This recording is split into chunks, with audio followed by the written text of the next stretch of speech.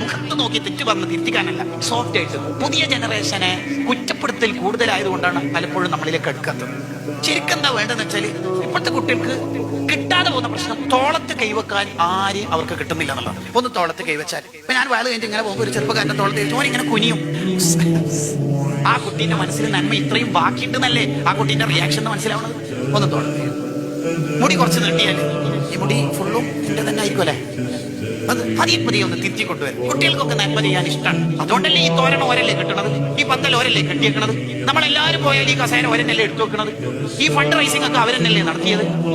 പിന്നെ നമുക്ക് മൊത്തത്തിൽ ഒരു വർത്താനം എന്ന് പറഞ്ഞാൽ, നമ്മളെല്ലാം പണ്ട് ചെമ്മണി വിളക്ക് എത്തിച്ചിട്ടാണ് പഠിച്ചത്. അന്ന് അതേ ഇരുമച്ചന്മാര്, അന്ന് CFL ഇട്ട് നമുക്ക് എത്തിക്കൂലേ. കുട്ടികളൊന്ന് ചേർത്ത് പിടിക്കൂ.